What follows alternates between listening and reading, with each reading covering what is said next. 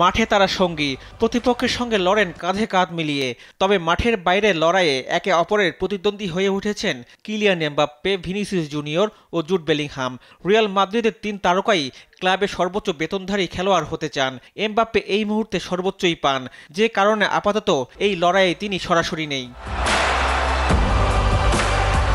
Vinicius ও Bellingham পরোক্ষ মুখোমুখি দাঁড়িয়ে গেছেন। ভিনিসিয়াস চান রিয়ালের সবচেয়ে বেশি বেতন পাবেন তিনি, আর বেলিংহামও মনে করেন এমবাপ্পে ভিনিসিয়াসের চেয়ে বেশি বেতন প্রাপ্য তার। সম্প্রতি ভিনিসিয়াসকে কিনতে আগ্রহ প্রকাশ করেছে সৌদি প্রো লিগ। এর জন্য ১০০ কোটি ইউরো বা ১২,৬৬৪ কোটি টাকার প্রাথমিক প্রস্তাবনা কি দেয়া হয়েছে। আর সৌদি লিগের এমন আগ্রহের জেরেই রিয়ালের সঙ্গে চুক্তি নবায়নের আলোচনা শুরু করেছেন ভিনিসিয়াস। ESPN এর এক সূত্র জানিয়েছে, ভিনি চান এমন এক চুক্তি যা তাকে এমবাপ্পে ও বেলিংহামের চেয়ে বেশি পারিশ্রমিক পাওয়া খেলোয়াড় হিসেবে প্রতিষ্ঠিত করবে।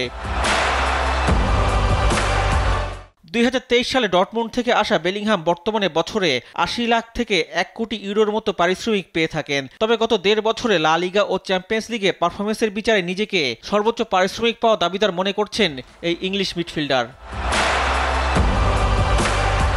এমন প্রেক্ষাপটে রিয়াল মাদ্রিদের জটিল পরিস্থিতির আশঙ্কা করছেন কেউ কেউ। কারণ ভিনিসিয়াস বেলিংহামের বেতন বৃদ্ধি করা হলে রদ্রিগো, ফেদে ভালভার্দো, এদুয়ার্দো কামাভিঙ্গারাও একই দাবি তুলতে পারেন। একই সময় একাধিক তারকা ফুটবলার দলে রেখেও তাদের আর্থিক চাহিদা দক্ষ হাতে সামলানোর অভিজ্ঞতা আছে রিয়ালের প্রেসিডেন্ট ফ্লোরেন্তিনো পেরেজের।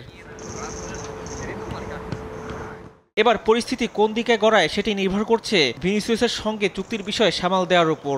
২০২৪ সালে ফিফা দ্য বেস্ট জেতা এই ফরোয়ার্ড রিয়ালের সঙ্গে যেমন বেতন বৃদ্ধি নিয়ে আলোচনা করছেন, তেমনি সৌদি প্রো লিগে যাওয়ার বিষয়টিও পুরোপুরি উড়িয়ে দেননি। এখন দেখার বিষয় পুরো বিষয়টি রিয়াল কিভাবে সামাল দেয়।